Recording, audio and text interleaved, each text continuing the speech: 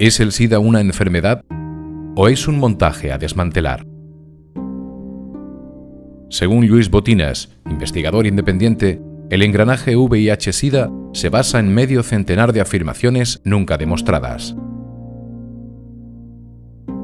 Durante 30 años, docenas de miles de científicos, médicos y organismos oficiales que apoyan la versión oficial han ido creando una compleja y densa telaraña donde están presas las personas etiquetadas de SIDA e indirectamente toda la humanidad.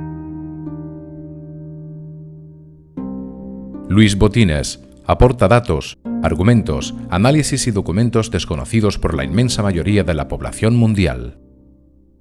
Pretende terminar con la ya insostenible versión oficial y sacar el tema SIDA del campo científico-médico para situarlo definitivamente en el campo delictivo-criminal.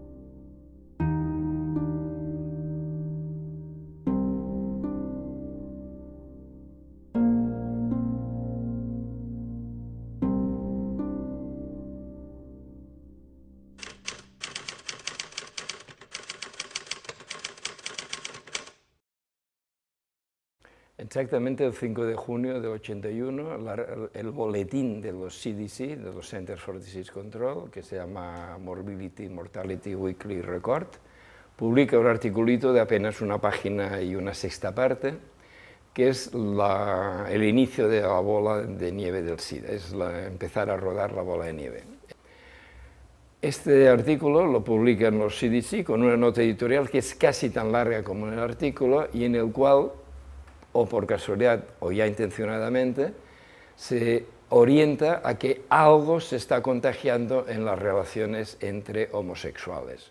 Y nada da pie a esta sospecha o esta orientación que se lanza en la nota editorial, porque justamente el doctor Gottlieb en su articulito deja muy claro que estos 5 homosexuales no se conocían entre sí, ni se habían encontrado relaciones comunes, amistades comunes entre ellos. Por tanto, ¿cómo se podía estar transmitiendo algo entre homosexuales que ni siquiera se conocían? Al mes siguiente aparece otro artículo, también en la misma revista, hablando de sarcoma de Kaposi en homosexuales, y a partir de ahí ya se consolida que algo está arrasando entre homosexuales, y esto es lo que es esta primera mentira, la que va a exigir después todas las posteriores mentiras. La primera mentira es que algo contagioso, por lo tanto gérmico, se está contagiando entre homosexuales y que se caracteriza por una inmunodeficiencia y, o casualidad, desde casi el primer momento se presenta esta cosa nueva que no se sabe qué es, se la presenta como inevitablemente mortal. Esto ya nos tendría que haber hecho sospechar entonces, pero mucho más ahora, de que estábamos en presencia de un montaje, porque si realmente aparece algo nuevo, hay que hacer un seguimiento durante 6, 12, 18, 24 meses de 2 personas infectadas que lleguen al hospital, y si todas mueren, se llega a la conclusión de que esto es inevitablemente mortal, pero no se puede estar partiendo de que es inevitablemente mortal.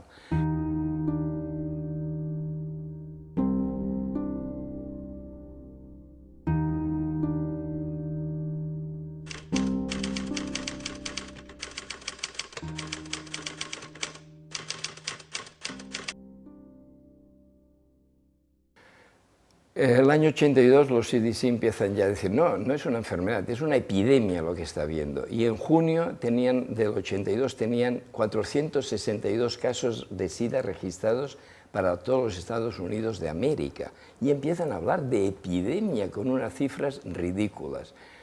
Por ejemplo, cambian el nombre de la enfermedad que el año 81 le llamaron GRID, Gay Related Immunodeficiency, inmunodeficiencia relacionada con gays, lo cambian a SIDA, que ya queda esta palabra SIDA, donde se instaura, se hace por primera vez en la historia de la medicina, y el SIDA es tantas primeras veces en la historia de la medicina y de la ciencia que esto solo ya nos indica que solo puede ser un montaje, es imposible que por casualidad se acumulen tantas primeras veces. Pues es la primera vez que se cambia el significado de síndrome. Síndrome deja de indicar conjunto de signos o de síntomas para pasar a indicar conjunto de enfermedades, cada una de ellas anterior al 81 en que se empieza a construir el SIDA, cada una de ellas con su etiología, con su historia, con su tratamiento, etcétera, etcétera. Pero es que además no es un conjunto de enfermedades, es un conjunto creciente de enfermedades, porque resulta que por primera vez en la historia de la medicina, los CDC han ido cambiando la definición de SIDA cuando han querido, y detrás de ellos la Organización Mundial de la Salud, los gobiernos de todo el mundo, los ministerios de sanidad, las universidades, los políticos, los periodistas, etcétera, etcétera. Porque el SIDA empieza a arrancar el año 81, como he apuntado, en torno a dos enfermedades, PSP y neumonía ponocystis carini y sarcoma de Kaposi, pero cuando el año 83 los CDC ya lanzan la primera definición oficial de SIDA, ya han introducido 10 enfermedades más, o sea que pasan a ser 12. Pero es que el 85 introducen 6 más, pasa a 18. El 87 meten 8 más, pasa a 26. En el 93 aún incorporan 3 más, pasan a 29. Pero digo 29 por decir un número, porque resulta que en unas ciudades en unos países 26, en otros puede llegar hasta 31. O sea que esta chapuza es tal que puede haber 5 enfermedades más o menos metidas en el saco del SIDA, definitorios consideradas oficialmente definitorias de SIDA. En el SIDA según ellos, dura 31 años, según ellos hay una epidemia y según ellos han cronificado el SIDA, con lo cual nos están fabricando una epidemia crónica, que es el sueño de los especialistas del SIDA, es el sueño de las multinacionales farmacéuticas, es el sueño de los políticos que quieren usar el terror para controlar a la población, es el sueño de quienes quieren castrar sexualmente, etcétera, etcétera, etcétera. Luis Botines es el escritor del primer libro que se ha publicado en el mundo dirigido exclusivamente a desmontar el SIDA. Un segundo libro, El VIH-Sida es una ficción, mucho más extenso y detallado, espera por ahora en los cajones de las editoriales. Activista político y social desde su juventud, en los 90 formó parte de la Asociación Cobra, una de las primeras en España en avisar de que el AZT era un veneno para el cuerpo. Pero sus interrogantes en torno a la versión oficial del SIDA fueron aumentando con el tiempo y desde hace más de 20 años se dedica casi exclusivamente a investigar este tema. En 1999 crea la Asociación Plural 21, Asociación para el Cuidado de la Vida en un Planeta Vivo, y se declaran primer territorio libre del montaje SIDA en el mundo.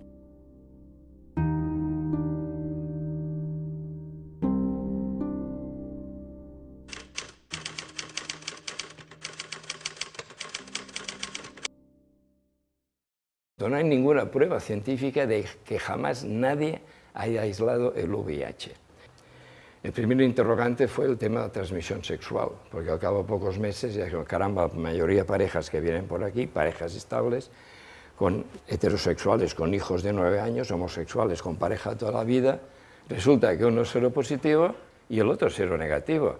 Y están usando preservativos desde que le han dicho a uno que es seropositivo, pero han tenido años de relaciones sin preservativo, extraña enfermedad de transmisión sexual. Este fue el primer interrogante por nuestra simple observación. El segundo ya fue sobre el tema de la epidemia. Claro, si nos dicen cada minuto 6 nuevos infectados en el mundo, esto impresiona mucho. Nos dijesen en el mundo por minuto o por segundo incluso cuántas personas mueren de cáncer del corazón, de hepatitis o de accidente de tráfico, la cifra sería bastante mayor. El tercer interrogante fue el tema de si el VIH o no es la causa del SIDA. Y ahí entiendo las resistencias que puedan poner personas que vean esta entrevista o incluso que les salga agresividad contra mí.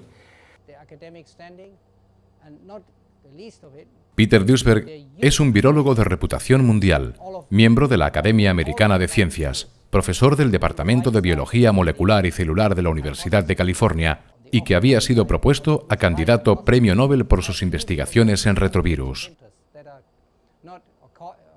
En marzo de 1987, publicó en un artículo científico que no creía que el virus VIH causara el SIDA. Su cuestionamiento de la hipótesis oficial causó una retirada de fondos para sus investigaciones, así como dificultades a partir de entonces para la publicación de sus trabajos en revistas científicas. Aún así, ha ido publicando sus tesis en libros como SIDA, ¿hemos sido engañados? O su más reciente trabajo, Inventar el virus del SIDA.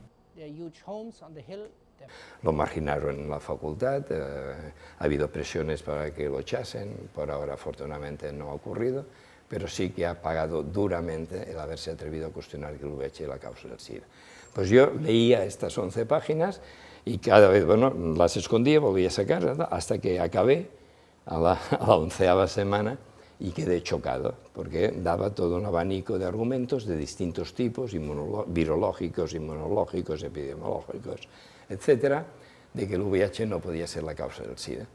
¿Qué hice? Lo que deberían hacer los científicos, los médicos, yo diría que incluso cualquier persona algo rigurosa, incluso políticos, periodistas, etcétera, deberían hacer, que es contrastar, es decir, buscar qué respuestas se habían dado al artículo, a los argumentos del doctor Duesberg, que me encontré: silencio, ridiculización y 3 o 4 artículos que respondían parcialmente a sus argumentos, pero respondían de una forma que incluso a mí entonces, con la formación que entonces tenía, pues no me parecía convincente.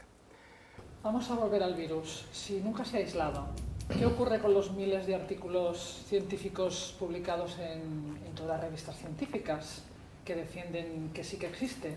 El SIDA inaugura probablemente también la ciencia a base de conferencias de prensa.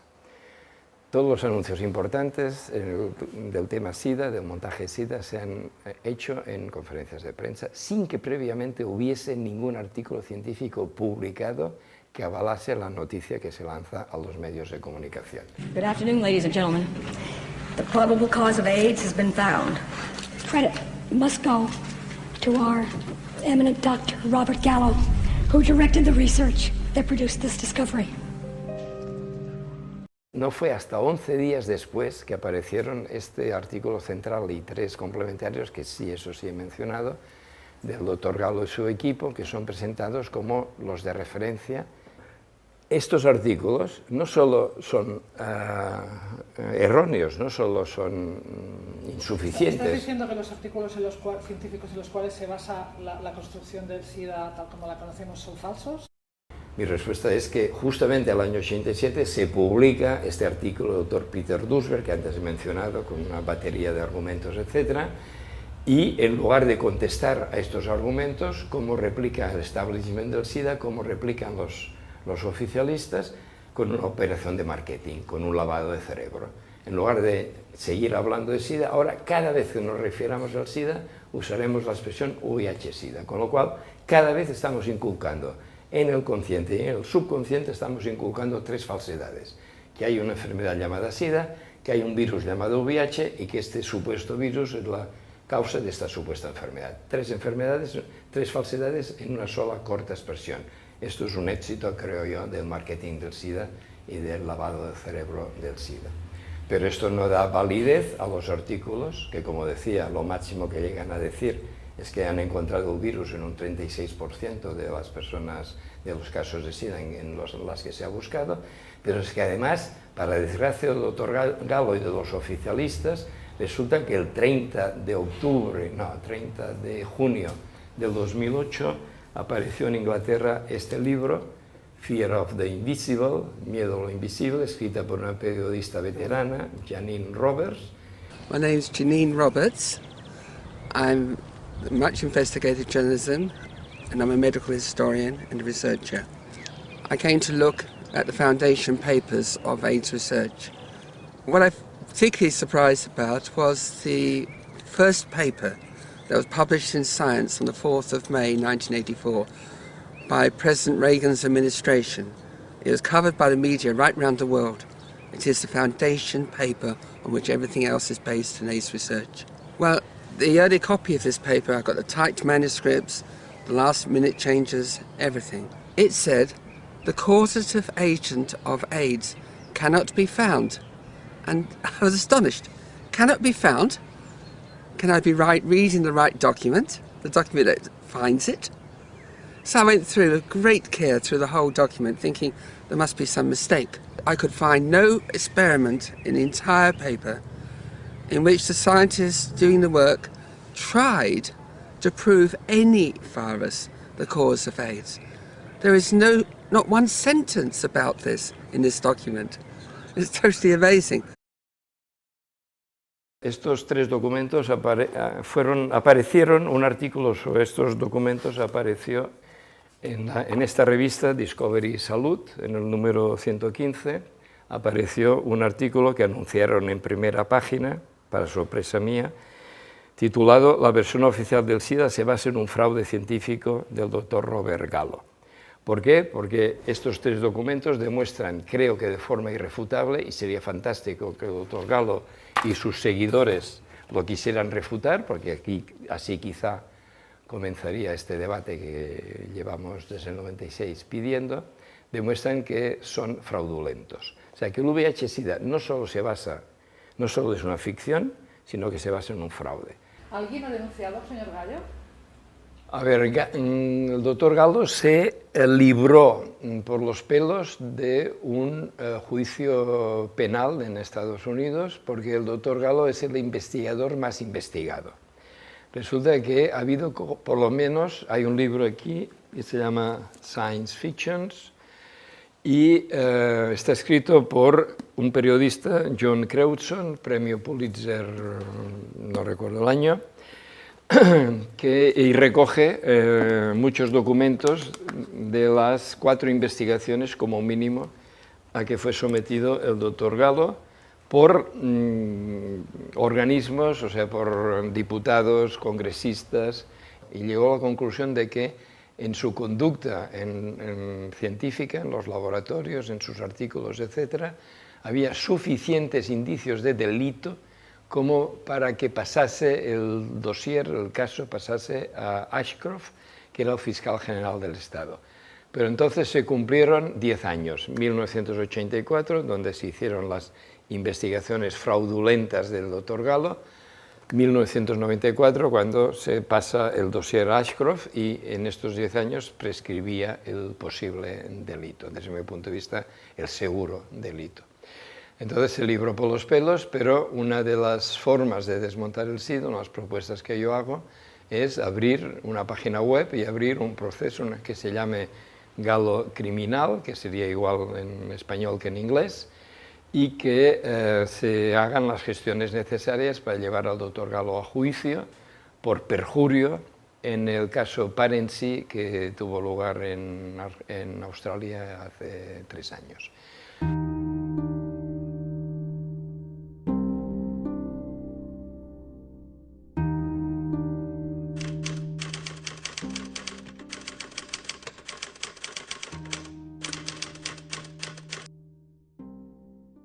Resulta que desde el año 85, en que se habían aplicado los primeros test ELISA de anticuerpos, diseñados, aprobados para no diagnosticar infección por VIH, sino para hacer screening de muestras de sangre, es decir, para hacer cribado de muestras de sangre, pero no fueron aprobados, ni que yo sepa posteriormente han sido aprobados, ni siquiera diseñados y fabricados, test para diagnosticar infección por VIH. Y desde el 85 hasta el 14 de junio, al 14 de agosto del 87, las guidelines de los CDC, cuando hablaban de los test, acababan todas diciendo falta ver cuál es el significado de dar positivo a los test del SIDA. A partir de esta fecha se dice que significa infección activa por VIH, pero es interesante que no aportan ningún artículo, ningún estudio, ningún experimento, nada nuevo que permita esta afirmación, que son tan conscientes de que es falsa, de que es un engaño más, que es una parte del engranaje, que añaden a continuación, incluso si los síntomas de la enfermedad tardan años en manifestarse. Aunque parezca mentira, nunca se ha demostrado, aun suponiendo que existiera el virus, que dar positivo a los test de SIDA signifique estar infectado por VIH. Los propios fabricantes informan que actualmente no está reconocido criterio alguno para establecer la presencia o ausencia de anticuerpos del VIH en la sangre humana. Además, están documentadas 67 circunstancias por las cuales el resultado puede ser positivo, como por ejemplo, haber tenido hepatitis B, gripe, herpes o haber dado a luz recientemente. Y por si fuera poco, los criterios para dictaminar positivo cambian de un país a otro, de una institución a otra, de una marca a otra. Por estas y otras razones, lo más lógico sería que estos test fueran prohibidos y que se estableciera una moratoria inmediata a su aplicación.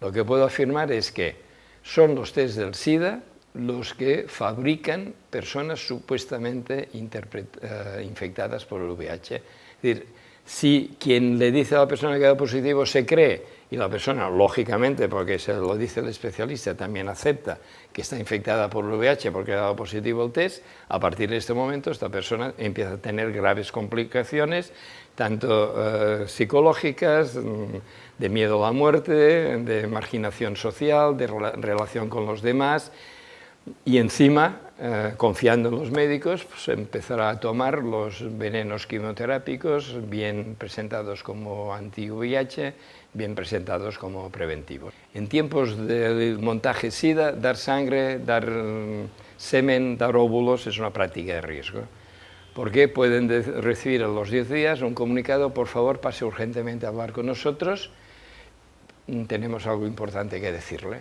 Y cuando el donante de sangre, para tomar este ejemplo, se presenta, pues dice: mire, lo sentimos mucho, pero ha dado positivo el test del SIDA.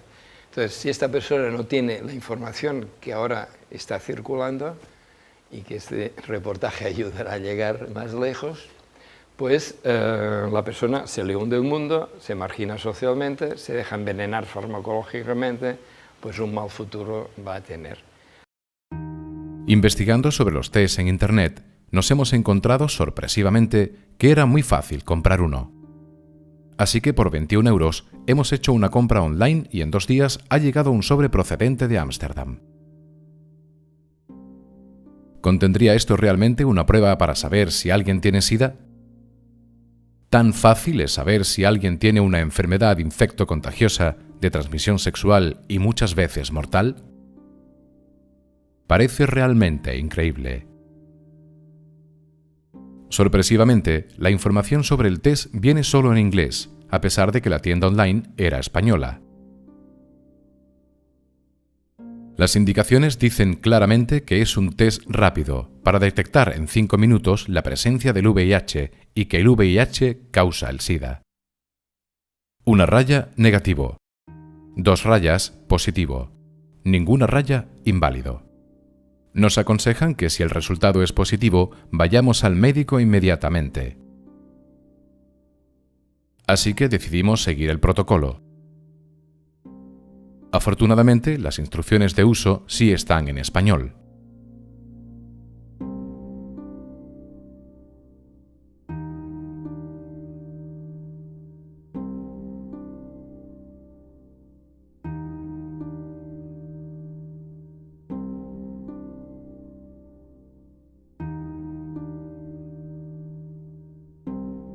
Limpiamos el dedo e intentamos pincharlo con el aparatito, pero desgraciadamente no funciona bien.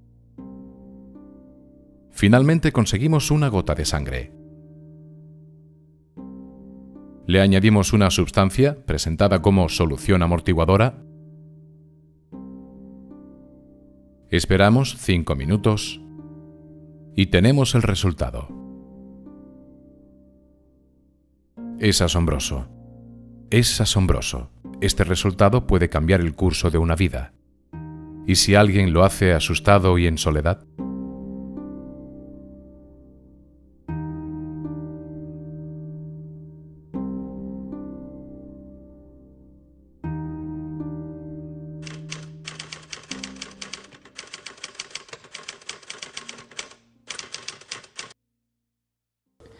Muchos médicos se ríen del efecto placebo, pero los especialistas del SIDA han aplicado, además en sobredosis desde el inicio, el nocebo de condenar a muerte a sus víctimas. Es decir, una persona que se le anuncia que le quedan meses de vida, si le dijesen que se morirá, digamos, se morirá el 13 de diciembre a las 4 de la tarde, muchos se morirían con la primera campanada o con la cuarta campanada del 13 de diciembre, ¿no? Quiero decir, el efecto nocebo funciona destructivamente, igual manera que el efecto placebo funciona muy potentemente también. Un animal de presa, pues muchas veces lanza un rugido aterrorizador que deja paralizada a la víctima. Eso es lo que hicieron los CDC cuando empezaron a montar el engranaje del SIDA.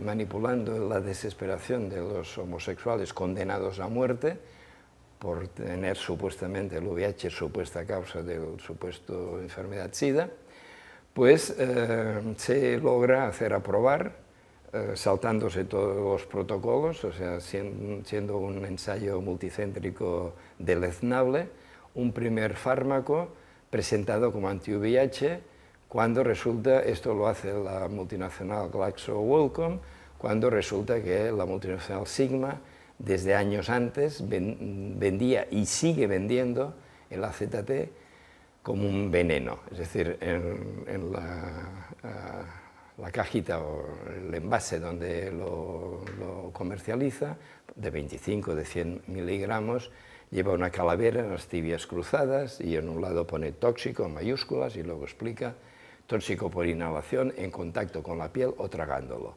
Órganos objetivo, sangre y médula ósea, por tanto es inmunosupresor, y se empezó a dar a personas que, por definición oficial, estaban inmunodeprimidas. ¿Es quimioterapia? Es quimioterapia. Este es el punto clave. En el SIDA se presenta como antiviral, como anti-VIH, sustancias que son quimioterapia. Y no solo quimioterapia en sentido laxo, es decir, que toda sustancia química, todo fármaco químico, lógicamente se le podría aplicar el término quimioterapia, que no sé por qué se reserva exclusivamente al campo del cáncer. Pero es que además, que yo sepa, y si alguien me lo demuestra yo puedo cambiar, porque yo como que no vivo de esto puedo cambiar, los que viven de esto y encima acumulan muertos encima suyo, en su responsabilidad, pues es más difícil que cambien, pues la forma de su supuesto efecto anti-VIH de estas sustancias es interfiriendo en las relaciones entre la célula y el supuesto VIH. Por tanto, interfiriendo en el metabolismo celular, por tanto, acabando matando las células. Y por eso es quimioterapia incluso en sentido muy estricto estas sustancias.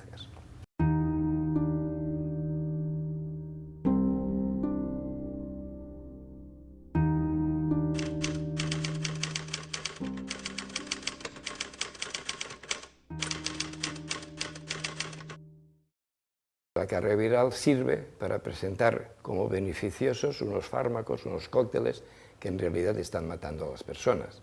¿Por qué?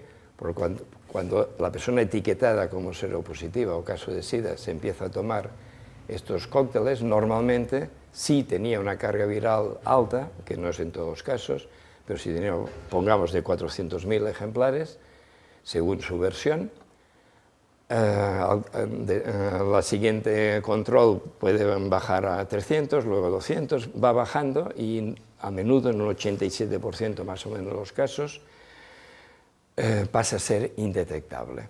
Los médicos se sienten contentísimos, felicitan a su víctima, si le preguntan cómo te encuentras la víctima, muchas veces explicaría que le duelen las articulaciones, que se le está acumulando la sangre la grasa por cualquier parte, que se está perdiendo masa muscular, que se está quedando sin nalgas, que está orinando sangre, que tiene pesadillas terribles, que tiene ansias suicidas. Y los médicos, los especialistas, decían, no te preocupes, esto ya te irás acostumbrando, si hace falta hacerte trasplante de hígado, te haremos trasplante de hígado, si hay que hacerte cirugía estética, te haremos cirugía estética, lo importante es que tu carga viral se ha vuelto indetectable. En el libro grueso, que está retenido, desgraciadamente, pues explico un chiste que me llegó, donde se ve un chico fuerte, pero espantadísimo, carga viral 500.000, a su lado un chico, un enclenque tembloroso, pero contentísimo, carga viral indetectable. Si este segundo no cambia de chip, a los pocos días, a las pocas semanas, se morirá con carga viral indetectable. ¿Qué es lo que está ocurriendo en los hospitales? O sea, la mayoría de personas que mueren, de personas etiquetadas, que mueren con la etiqueta de muerto de SIDA, se les muere con carga viral indetectable. Por lo tanto, según sus propios criterios, sin el VIH, que supuestamente mata a esta persona porque resulta que porta la etiqueta de enfermo de SIDA.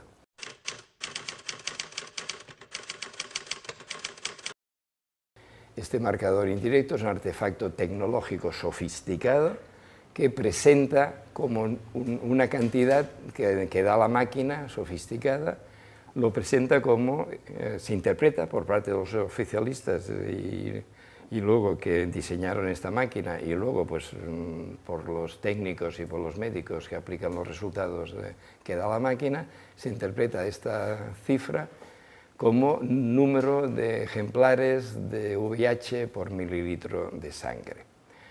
En realidad, incluso considerando que el VIH existiese, cosa que, repito, no hay ninguna prueba de ello, este número para nada significaría el número de copias de VIH por mililitro de sangre. Por un lado, el propio inventor de esta máquina, el doctor Kary Mullis, esta técnica se llama PCR, le concedieron el premio Nobel el año 93 por haber inventado esta máquina. El propio doctor Mullis explica que su técnica no es cuantitativa, es cualitativa, no es cuantitativa. Con esto indica claramente que no puede dar medida alguna que tenga sentido real. Hasta el 95, oficialmente, el VIH modelo Gallo-Montañer, que se aplica desde el 84, el VIH es dificilísimo de encontrar oficialmente. En personas terminales de SIDA que morían a las pocas semanas, días, víctimas del VIH, no encontraban el VIH. Y en cambio, de repente, aparecen cantidades enormes por todas partes. Antes no se encontraba, ahora se encuentra por todas partes. Esto nos indica que ha habido un cambio modelo de VIH. Y este cambio se introduce en el año 95, donde lo que había sido presentado como lentivirus, con un periodo de latencia muy largo, cada año que pasaban sin que se muriesen las víctimas lo alargaban un año, y el doctor Gallo llegó a hablar de 40 años de periodo de latencia.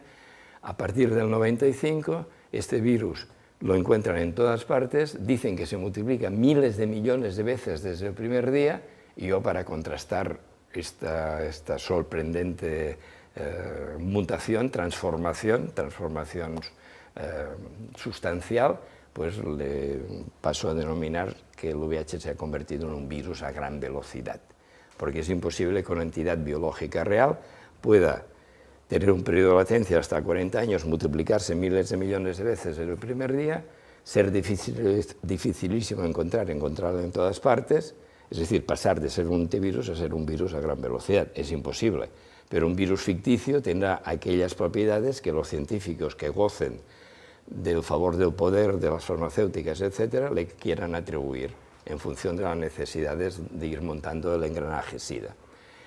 Y Gallo-Montañer pierden su modelo, se impone el modelo del doctor Ho a partir del año 95. Los doctores Gallo y Montañer no protestan para nada del cambio, no sea que si se abre un debate se dé cuenta todo el mundo de que en realidad el emperador está desnudo, es decir, que no hay ningún VIH, se cambia de modelo porque este segundo modelo es mucho más práctico para la industria farmacéutica. ¿Por qué? Porque con un modelo con un periodo de latencia hasta 40 años, había millones de personas en el mundo supuestamente infectadas por el supuesto VIH.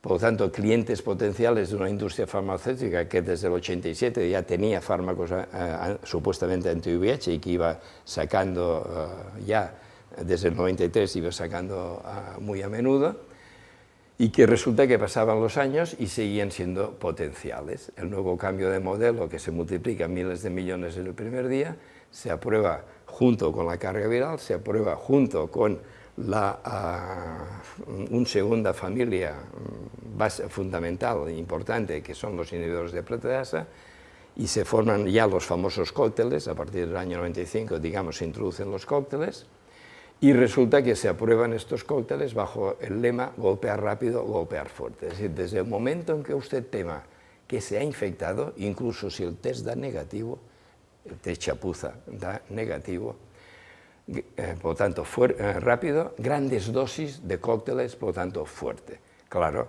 tiene una gran virtud este cambio de modelo para la industria farmacéutica, es que los clientes son desde el primer día, no son potenciales, sino desde el primer día. Y va ligado a este cambio, a esta revolución que hay en el año 95, que ya deja instaurado el SIDA, el montaje SIDA, tal como hoy lo conocemos, una quinta pieza, un quinto componente, que es que el SIDA, que se había presentado sin ninguna prueba científica como inevitablemente mortal desde el 81 hasta el 95, desde el 95, de repente, sin ninguna prueba científica tampoco, pasa a ser presentada como enfermedad crónica. Este quinto engaño de todo este conjunto tiene por lo menos una ventaja, y es que suaviza el miedo, porque por lo menos es menos grave que te condenen a solo tener una enfermedad crónica que no que te condenen a una enfermedad inevitablemente mortal.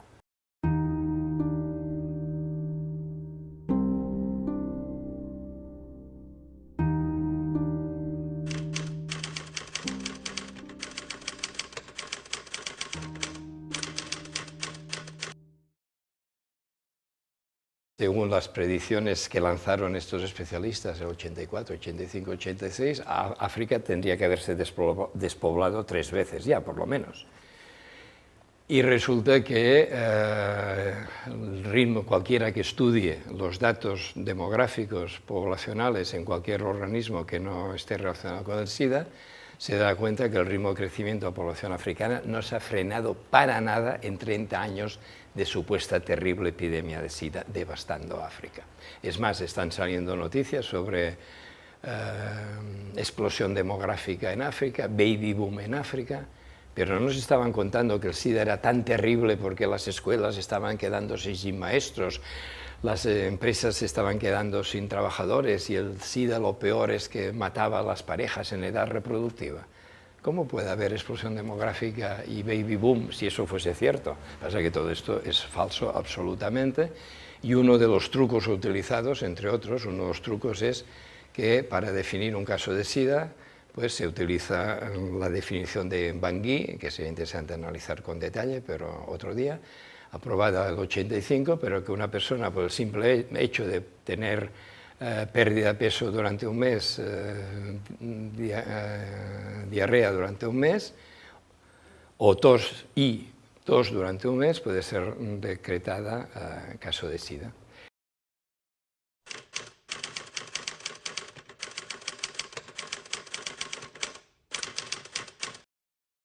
En África hay menos renta per cápita, afortunadamente, pero viven y ríen bastante más, bailan y ríen bastante más que acá.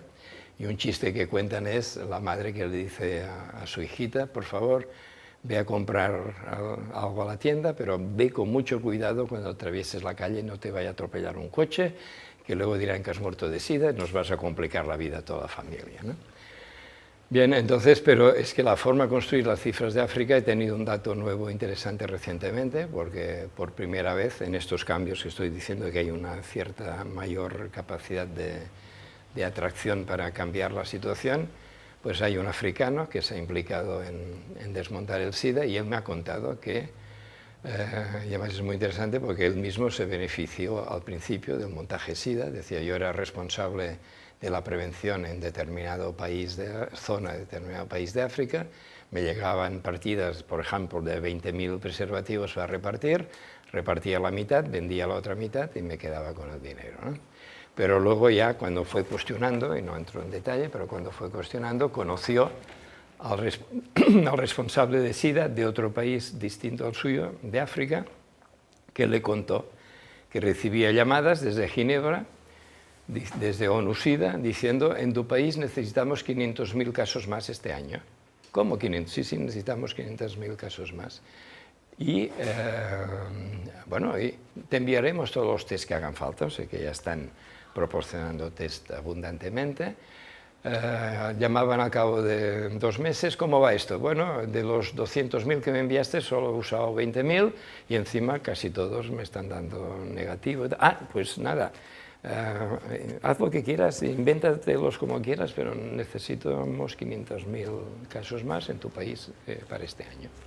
Y así, y con otros trucos se han ido generando la terrible imagen de terrible epidemia, de terrible SIDA en África.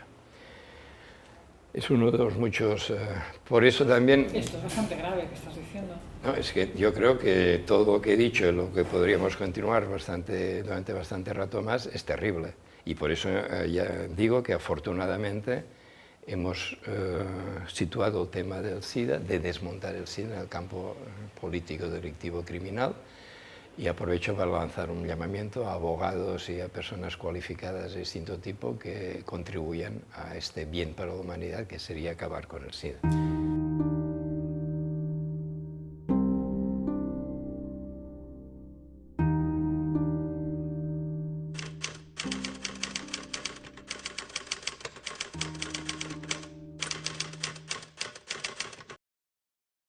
Actualmente los especialistas de SIDA te dicen, mira la sala de infecciosos, antes las camas estaban llenas de sidosos con enfermedades oportunistas, ahora mira, están vacías, y es cierto.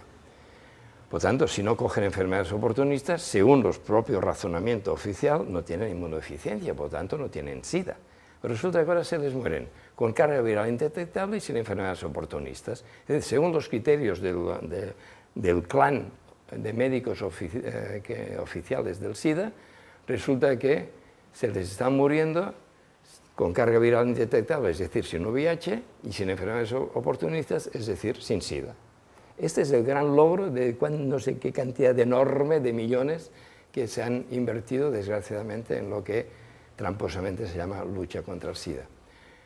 ¿De qué se están muriendo? En realidad, las personas que mueren con la etiqueta muerta de SIDA, pues están muriendo de fallo hepático, fallo renal, fallo del corazón y de enfermedades no relacionadas con SIDA, enfermedades no definitorias del SIDA, que se están muriendo, por lo tanto, fundamentalmente de los tratamientos que se le están administrando. Aunque, como decía antes, ahora los oficialistas casi no dan las cifras de muertos de SIDA, con lo cual parece que sea cierto lo de que han cronificado el SIDA. Insisto, es falso que hayan cronificado el SIDA y cada año se les mueren miles de personas con la etiqueta de muerto de SIDA, la mayoría de ellas sin carga viral, por tanto sin VIH, y sin enfermedades oportunistas, por tanto sin SIDA. Yo creo que la pregunta que la mayor parte de gente se debe estar haciendo, y que es la que yo te hice la primera vez que hablé contigo, es ¿y entonces de qué se está muriendo toda esta gente y se ha estado muriendo durante todos estos años? Si no se mueren de SIDA, si el SIDA no existe, si el virus VIH no existe, ¿de qué se están muriendo? Sí. Entonces, ¿hay una enfermedad que no conocemos y que no han descubierto, o de qué va la cosa? Hay una aclaración muy importante. Yo en ningún momento he dicho que el SIDA no exista. Bueno, lo que digo es que el VIH-SIDA es una ficción, que todo lo que nos están diciendo desde hace 30 años carece de base científica, de base biológica, de base bio-lógica, es decir, con lógica de la vida, de base real. Es decir, el SIDA no existe en tanto que enfermedad, pero el SIDA sí existe en tanto que engranaje. Por esto voy mencionando constantemente montaje, engranaje, maquinaria, etc. Y este engranaje es terrible, y este engranaje, a quien lo coge, si no se aparta a tiempo, lo tritura.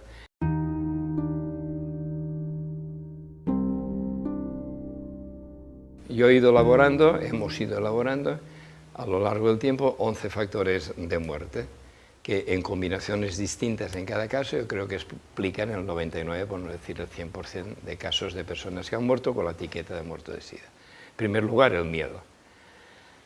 En segundo lugar, problemas psicológicos, emotivos, sociales, laborales, relacionales, etc. En tercer lugar, morirse como último acto de servicio a los suyos. Este es el último causa de muerte que hemos incluido, pero creo que se merece un tercer lugar porque es realmente grave.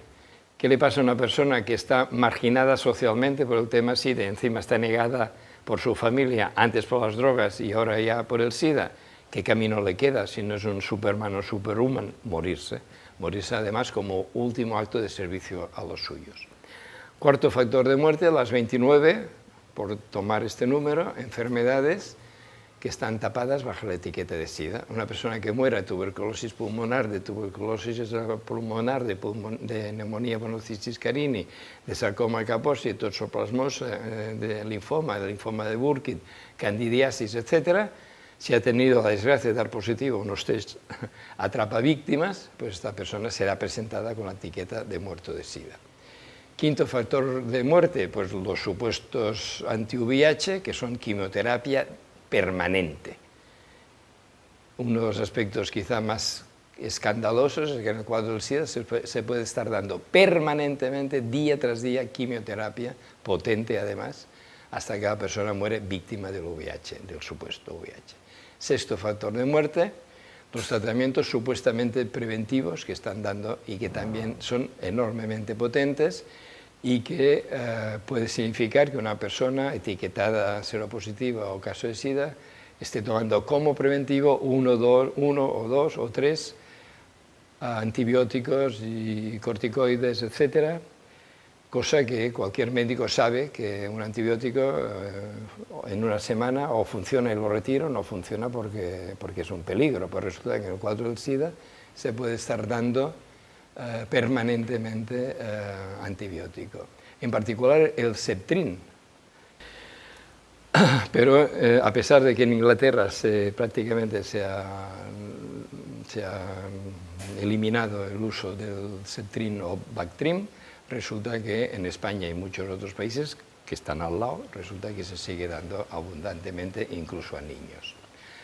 Octavo factor de muerte, pues los malos hábitos de vida, que todo el mundo sabe que acaba matando si se persiste en ellos, y las campañas de prevención no ayudan mucho a quitar malos hábitos de vida, porque lo que dicen es, usted se agota sexualmente y para entrar en el récord Guinness no duerme, no come, usa drogas excitantes, etc. Sígalo haciendo, pero eso sí, con preservativo cada vez.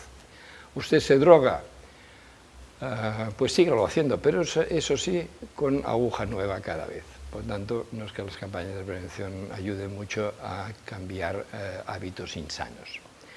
Noveno factor de muerte, pues tener que recibir transfusiones de sangre o de hemoderivados o de órganos, que ya se sabe que esto solo se hace en situación delicada, pero si la persona muere se lo acabarán atribuyendo, si da positivo a los test, se lo acabarán atribuyendo a que ha sido infectado por una transfusión de sangre y que es víctima del VIH.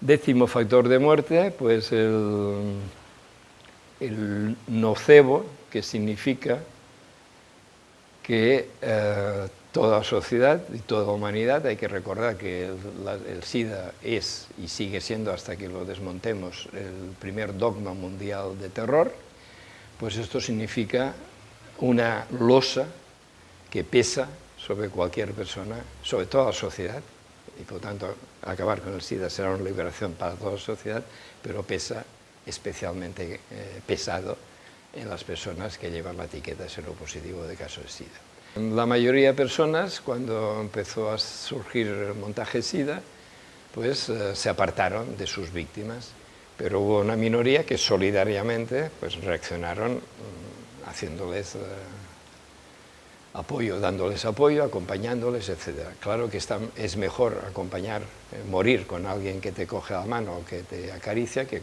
morir solo y abandonado. Pero el problema es que estas personas han ayudado a morir cuando podrían, teniendo, claro, otra forma de entender la situación, haber ayudado a recuperarse y a vivir. Y sigue habiendo cantidad de dinero y de organismos, de asociaciones, de comités, de voluntarios de buen corazón que siguen yendo a ayudar a los enfermos de SIDA, aunque ahora, como dicen los especialistas orgullosamente, la mayoría se mueren sin enfermedades oportunistas, con lo cual necesitan menos cuidados, pero sigue habiendo una minoría que sigue necesitando cuidados, pues hay cantidad de gente y de asociaciones de buena voluntad, en principio, mientras no se pruebe lo contrario, que lo que están haciendo es ayudar a morir y por tanto refuerzan el engranaje del SIDA. Y el último, pero aquello como es de last but not least, ¿no?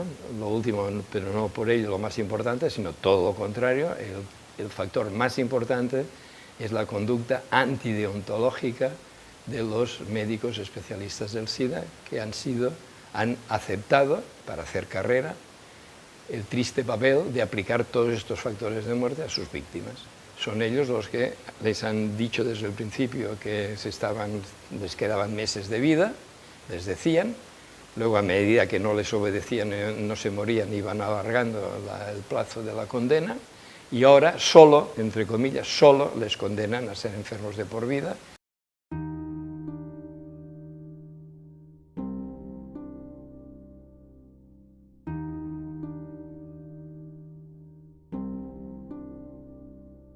O sea, los medios de comunicación ayudaron desde el principio a ir construyendo el monstruo SIDA. O sea, simplemente, quizá en algunos por razones crematísticas, de que si empezaban a sacar noticias hablando de algo terrible está ocurriendo entre homosexuales de transmisión sexual mezclado con sangre y que se mueren, y tal, esto hacía vender más su medio de comunicación, ¿no?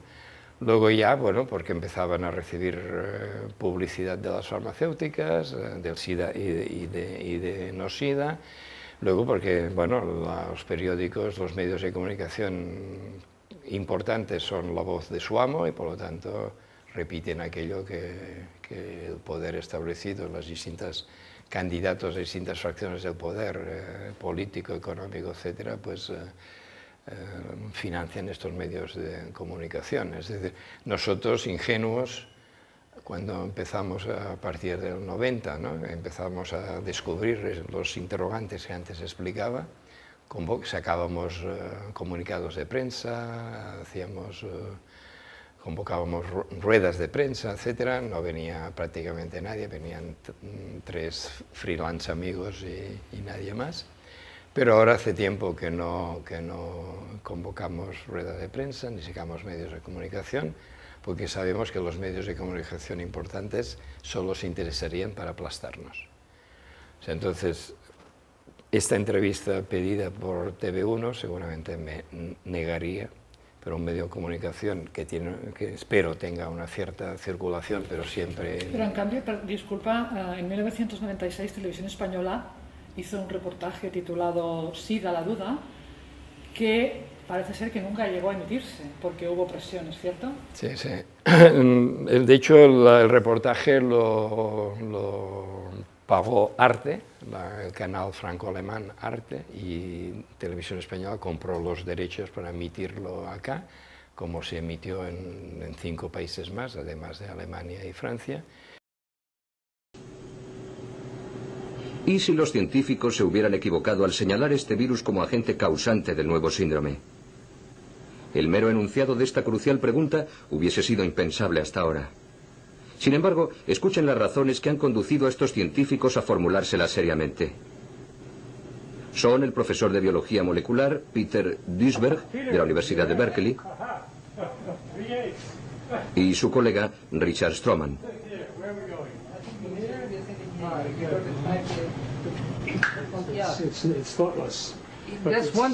Por haber dicho lo que ustedes van a oír ahora, estos 2 investigadores han sido tachados de inconscientes. Sin embargo, forman parte de la élite científica norteamericana. Yo no creo que se haya descubierto aún la causa del SIDA. Desde luego que no. Si se hubiera descubierto, a lo largo de estos 10 últimos años hubiéramos avanzado enormemente en su tratamiento y en su prevención. Pero no ha ocurrido así. Pero los oficialistas del SIDA chantajearon a Televisión Española diciendo que ellos no participarían en el debate si se emitía este reportaje, y al final Televisión Española cedió y no se emitió el reportaje. Eso me recuerda lo de Diario 16 que antes apuntabas, porque ha sido el único medio de comunicación en el mundo que impulsó un debate SIDA. Entonces, el propio Juan Tomás de Salas quedó muy sorprendido de que después de estar semana tras semana anunciándolo en primera página, debate Diario 16 sobre el SIDA, capítulo 1, capítulo 2, capítulo 3, 2 o 3 páginas enteras de periódico sacados semana tras semana, no se organizase ningún debate, porque la consigna del establishment del SIDA fue non me ne hallo. Si no contestamos, si no hablamos, no existen. y 17 capítulos, sacó Diario 16.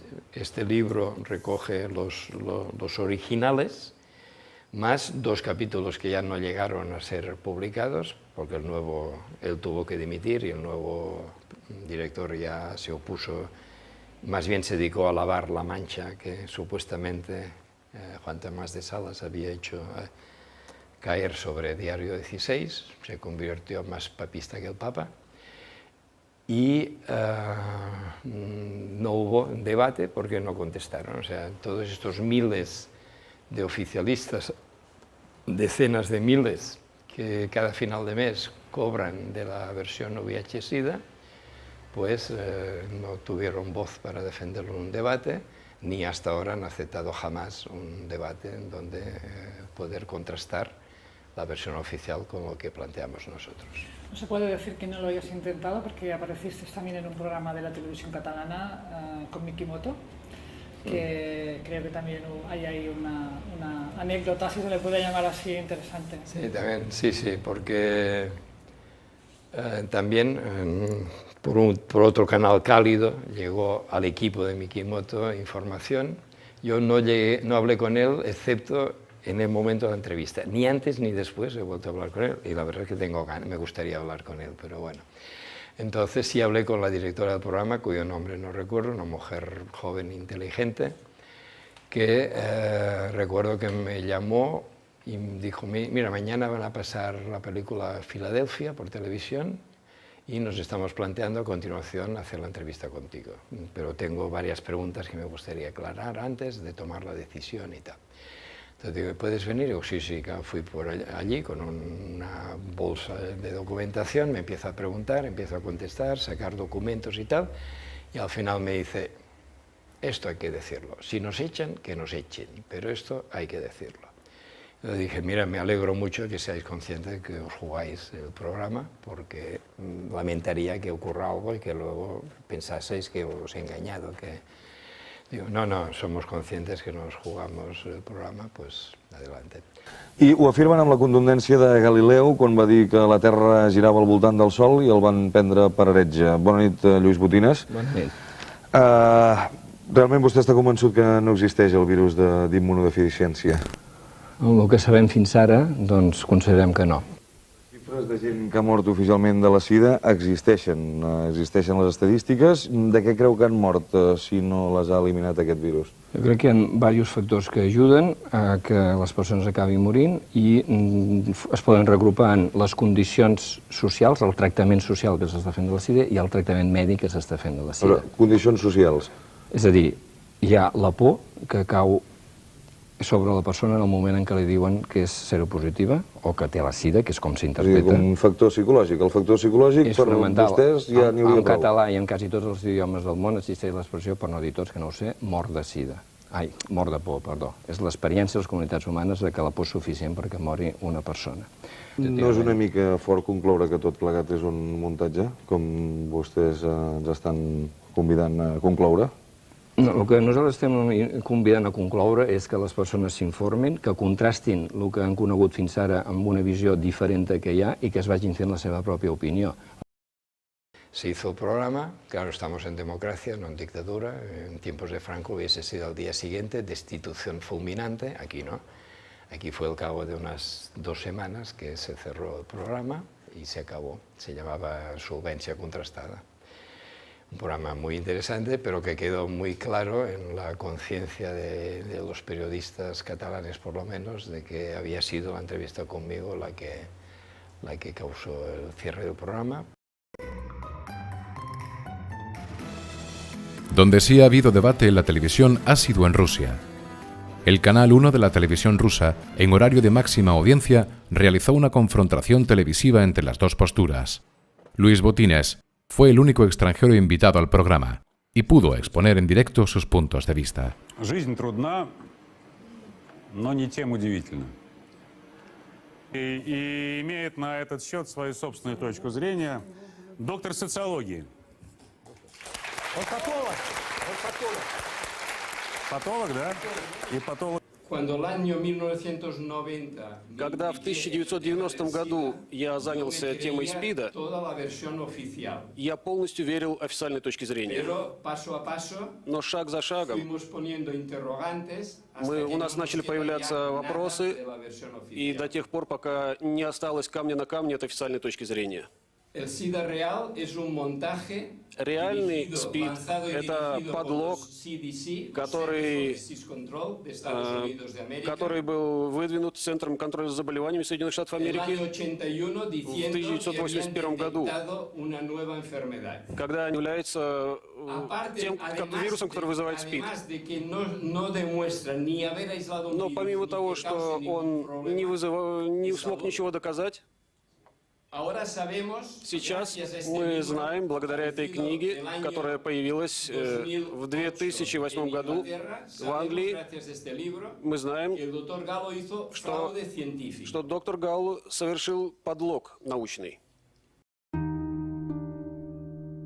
Salvo contadas excepciones, como podemos ver, Internet ha vehiculado desde siempre la disidencia SIDA. Decenas de miles de páginas, y cada vez son más, difieren de la versión oficial. La información está ahí, para quien la quiera encontrar. Puse HIV, VIH, en lo que es la búsqueda de vídeos de Google. Y la primera era un documental de 1 hora y media, creo, que se llamaba HIV, Fact or Fraud. VIH, hechos o fraude. Mi reacción fue, ¿pero esto qué es? ¿Cómo hecho o fraude? Así que di play y 1 hora y media después yo estaba blanco. No podía creer lo que acabo de ver. Estaba horrorizado porque por fin, todas las cosas que nunca conseguía entender, pero realmente nunca me preocupé de investigar o mirar más a fondo, ¿no? De repente, todo tenía sentido. Volví a la lista y encontré en la lista era otra película, otro documental que se llamaba The Other Side of AIDS. Vi eso. Me quedé enfrente del ordenador 2 días sin ni comer ni dormir. Vi todo lo que podía encontrar. Leí todo hasta que mis ojos no podían leer más. Me levanté de allí, me fui a la cama y creo que dormí otros 2 o 3 días. Me levanté, cogí mis medicamentos de donde estaban escondidos en el baño, les puso encima de la mesa del salón y por la siguiente semana, cada mañana, hacía una decisión de no tomarlos, mientras que continuaba investigando y leyendo todo lo que podía, pues buscando toda la información. Y al final de esa semana, cogí la medicación y pastilla por pastilla las tiré en el váter y tiré la cadena.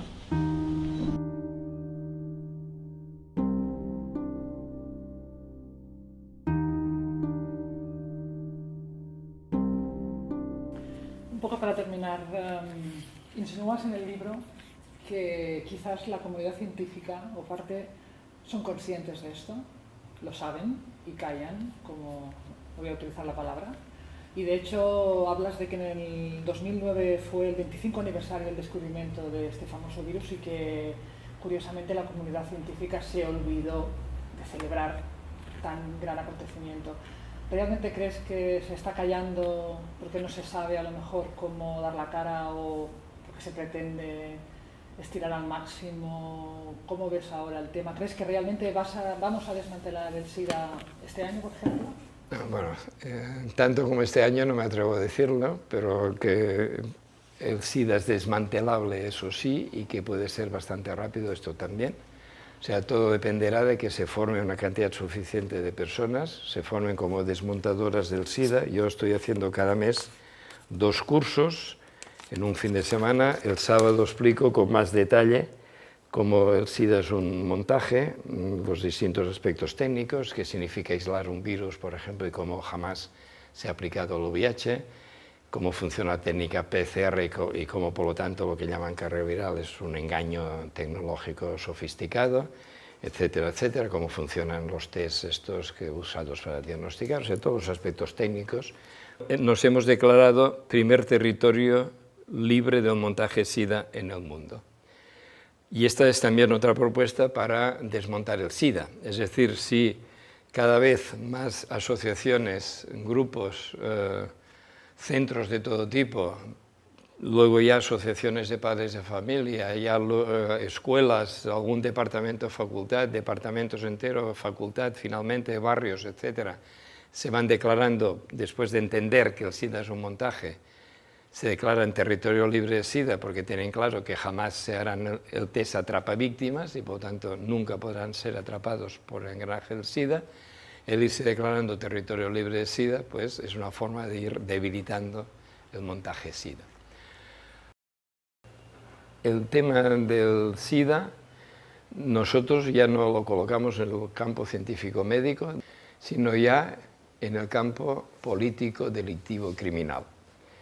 Y esto me ha ayudado mucho un personaje estadounidense que yo nunca pensé tener a alguien así en relación, que se llama Clark Baker. Yo vengo de la extrema izquierda, la clandestinidad, el exilio, y él tiene como 70 medallas y condecoraciones por sus servicios militares y policiales a los Estados Unidos de América. Ha organizado una Office for Medical and Scientific Justice, o MSJ,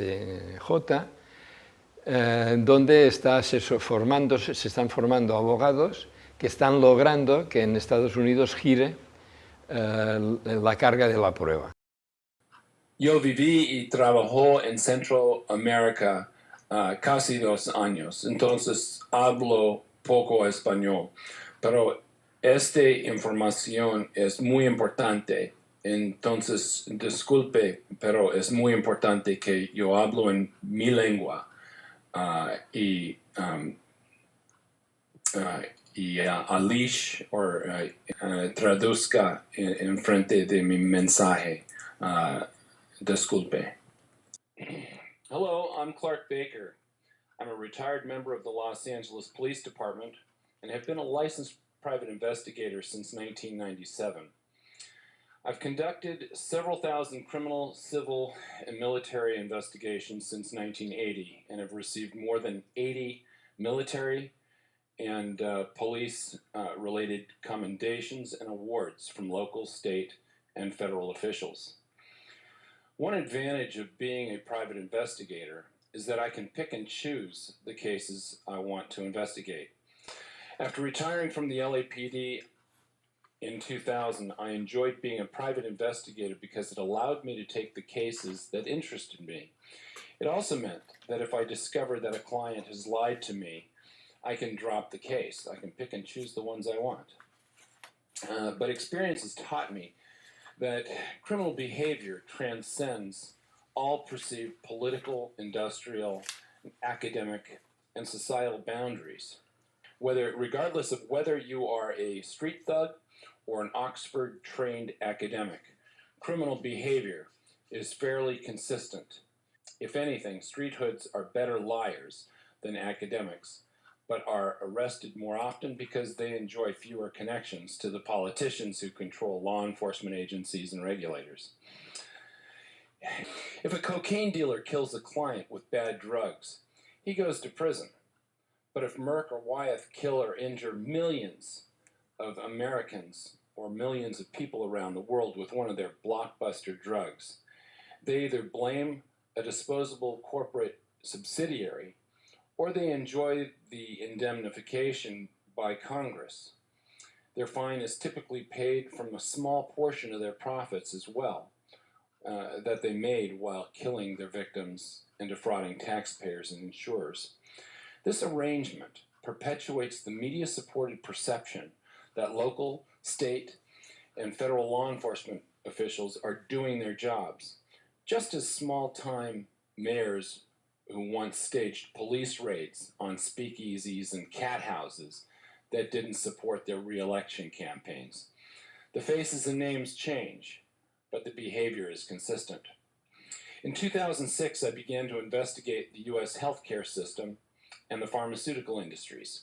In 2008, the Semmelweis Society International asked me to investigate allegations made by Dr. James Murtaugh, MD, who alleged that UC Berkeley professor Peter Duesberg was guilty of genocide in Africa.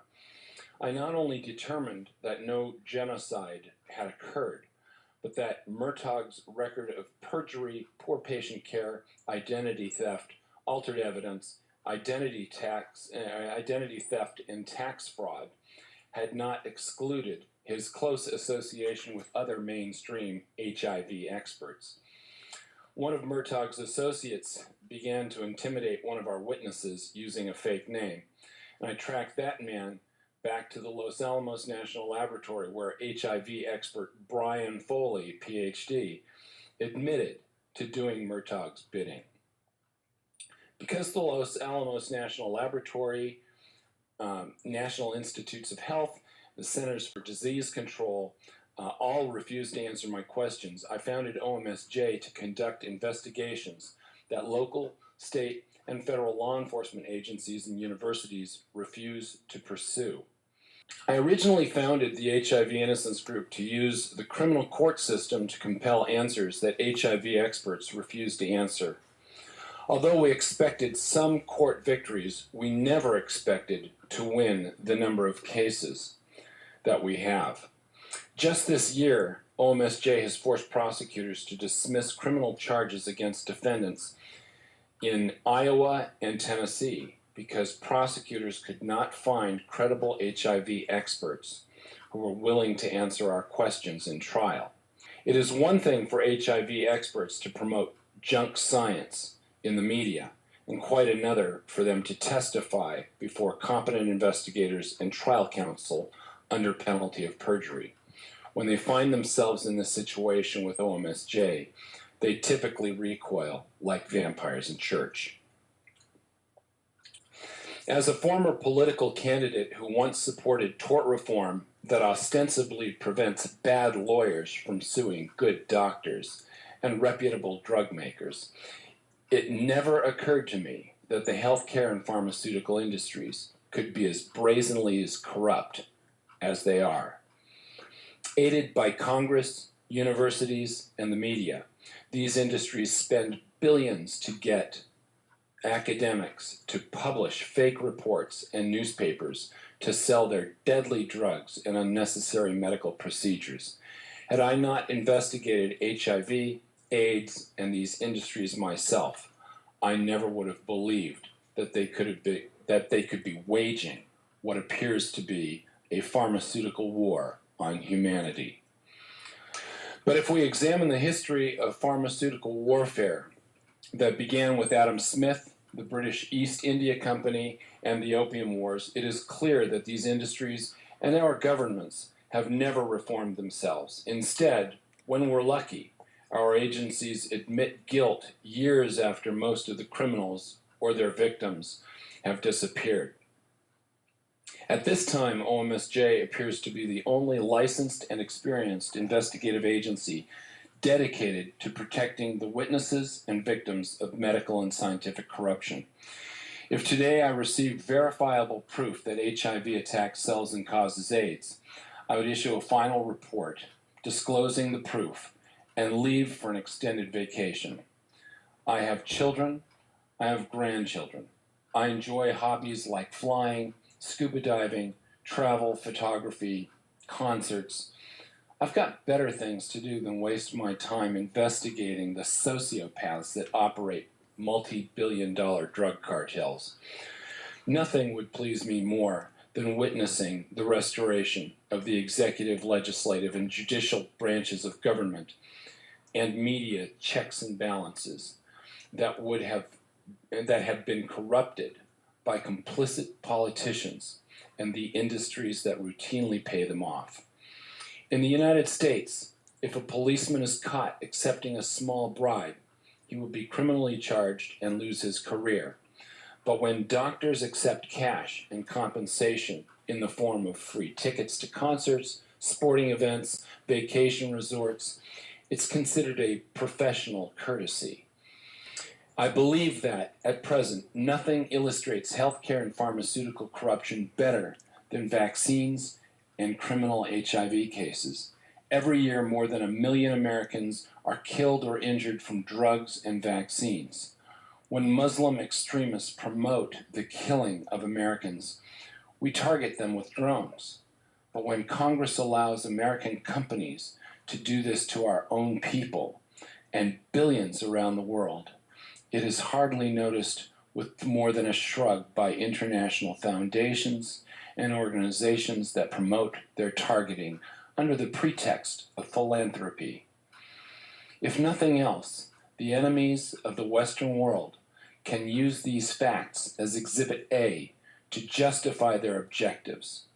Hundreds, if not thousands, of Americans and people around the world have been prosecuted, convicted, and sentenced to long prison terms simply for no better reason than flawed HIV tests that are used by incompetent doctors who accept bribes from drug companies. The fact that no one from the NIH or the CDC is willing to testify under oath before OMSJ's legal team about a so-called pandemic that they claim has represented an existential threat to humanity for 30 years exposes just an ankle of these corrupt industries. I can't imagine what we'll see when her gown is lifted above her head. Since October 2009, OMSJ has helped defense attorneys for prosecutors to plea bargain or dismiss 39 criminal HIV cases. We are currently involved in more than 50 other active cases.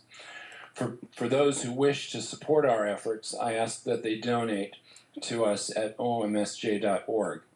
If only 10,000 people around the world made recurring donations of $5 or more, we could accomplish much more. OMSJ is not supported by any corporate funding. I look forward to your assistance and your friendship. Thank you. Thank you, Clark. Hasta hace poco, la carga de la prueba recaía en quienes defendían a las personas acusadas de haber infectado el supuesto VIH a terceras personas sin haberles avisado previamente de que eran seropositivos. Pero él ahora ha logrado que sea al revés, que sean quienes dicen que el VIH existe los que tengan que demostrar que existe, los que dicen que el VIH es la causa del SIDA, los que tengan que demostrar que el VIH causa el SIDA, los que dicen que los test son fiables, los que aporten las pruebas científicas de que realmente esos test son fiables.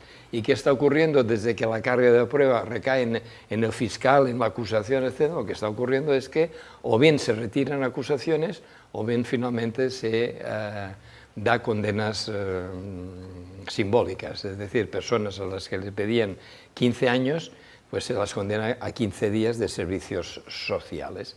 Es decir, se está demostrando que toda la parte, aunque sea grande y poderosa, oficialista, no puede aportar las pruebas científicas cuando el juez pide que se aporten. Tenemos que ver cómo esto se puede implementar en España y en otros países como una de las vías de actuación para acabar con el SIDA. ¿Qué ganas con esto, Luis? ¿Por qué haces esto? ¿Qué hay detrás de ti? Porque a veces lo más importante de lo que hace una persona son qué hay detrás. Sí, ¿no? La gente se preguntará, ¿por qué esta persona lleva 20 años investigando este tema? 21. 21. Sí, bueno, de hecho al principio lo he apuntado cuando he dicho que desde adolescente esta sociedad no me gusta.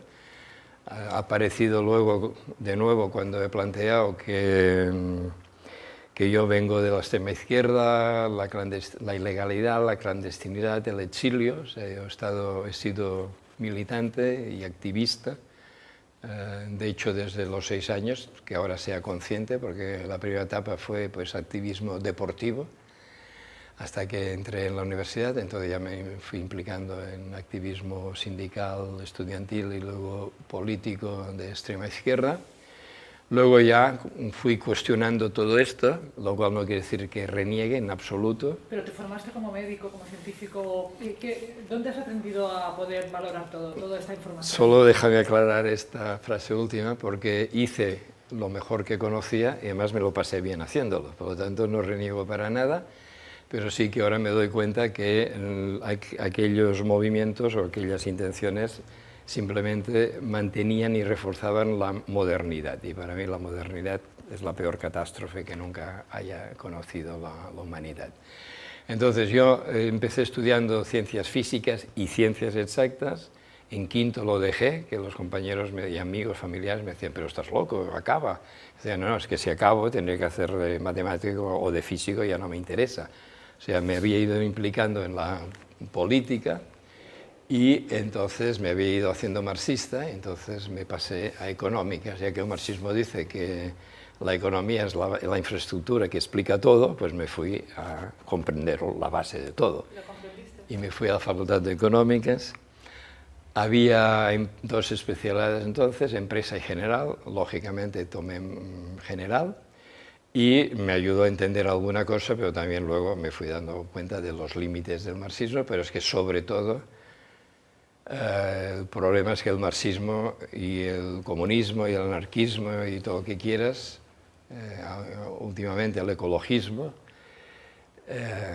pues son variantes de la modernidad, y para mí es la concepción moderna del mundo la que destruye.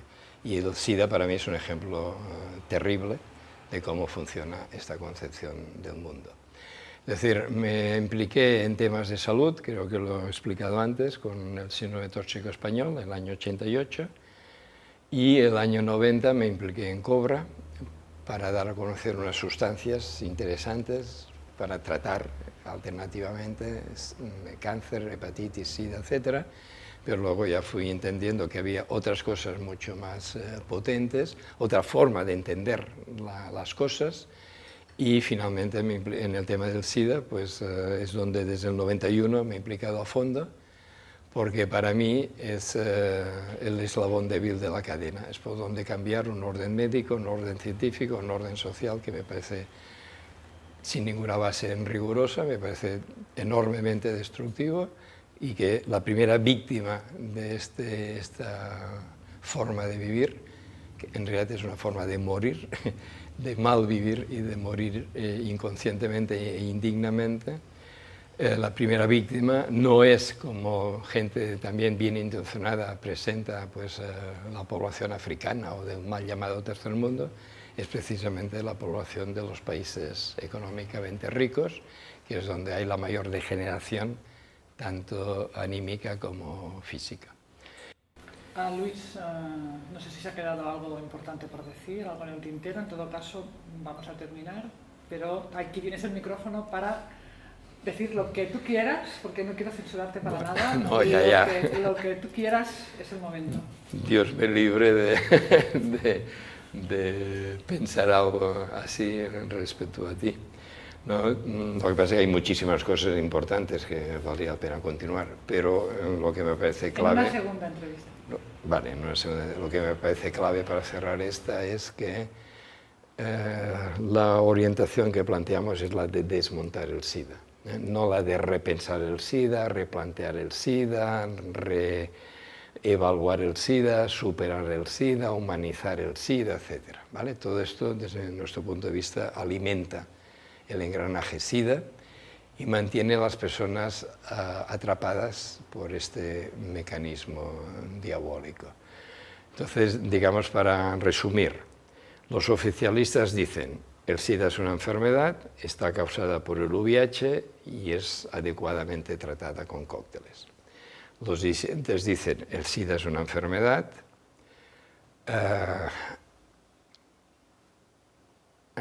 el VIH no es la causa del SIDA, y los cócteles no solo es un buen tratamiento, sino que matan a las personas que los toman y por lo tanto así han ayudado a salvar muchas vidas. Nosotros decimos: el SIDA no es una enfermedad, es un montaje, y el VIH nadie ha demostrado que exista. No, retiro esto. La causa del SIDA, ¿cuál es la causa del SIDA? Los CDC. La causa del SIDA son los Centers for Disease Control, que es el organismo que ha construido el SIDA, ¿vale? ¿Y cuál es el único tratamiento adecuado del SIDA? A escala personal es apartarse del engranaje. Si uno ha entendido que fue atrapado por un engranaje Cuando dio positivo al test del SIDA, lo único que tiene que hacer es apartarse del engranaje. Si tiene problemas de salud, y la inmensa mayoría no tienen problemas de salud, si tienen problemas de salud, esta persona, estos problemas deben tratarse de la forma menos agresiva que conozca, pero al margen de toda la historia y toda la histeria del SIDA. Y claro, al margen de toda la historia y toda la histeria del SIDA, estos problemas de salud se resolverán en general muchísimo más fácilmente que no continuando atrapado por el engranaje. Pero, aunque esta persona haya solucionado su problema apartándose, el engranaje sigue activo y cada día atrapará nuevas víctimas mientras no sea destruido. Por lo tanto, ¿cuál es el tratamiento adecuado del SIDA a escala colectiva? Desmontarlo. Desmontarlo para que el planeta, para que la humanidad quede definitivamente liberada del SIDA. Entonces, ¿cuál es el problema con los disidentes?